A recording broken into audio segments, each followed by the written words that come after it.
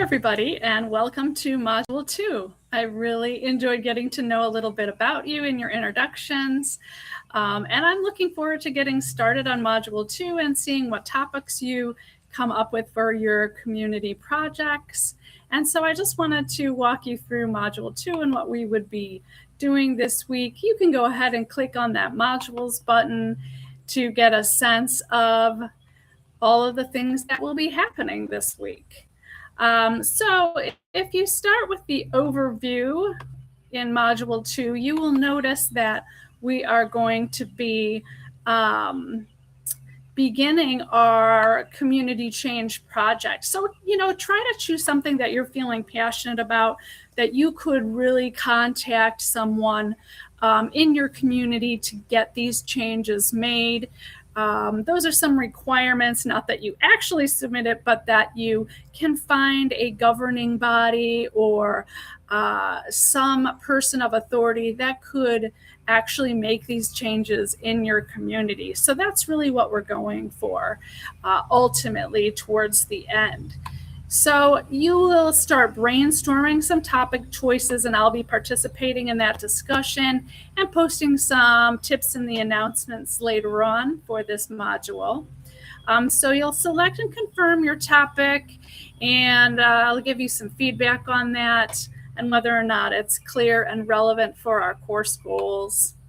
Then the next thing you're going to be doing is reading and watching some material that will help you to understand rhetorical strategies, how to make arguments, the basic structure and contents of arguments. And so that information in the reading will help you to identify a purpose for your project, who your audience is going to be, the setting of the project, and just, getting you involved in beginning to think about the research that you might do. So there's some helpful information in the reading section. If you click through each of the Module 2 reading links, it will take you to discourse on communities and the basic structures and logos. So you will be able to reflect on those items during this module.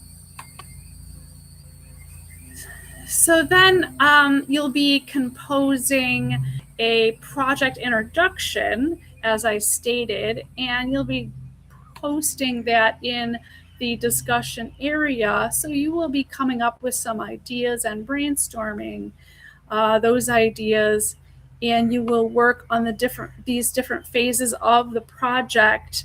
We're going to be going through a little bit each week, so it's not too overwhelming. There's a research and planning process. There's a drafting section. You'll be evaluating your peers' posts. You'll be composing either an advocacy ad or a PSA. So we'll have that visual representation of your community project. And those are all things that will help you to powerfully persuade, hopefully, the person that you will be appealing your letter or memo to. That will be the genre that we're working in for this project. So just consider who exactly you will address. You want to be very specific. I don't want to just see to the board members or to a group of people, but see if you can target a specific person that can help you make those changes.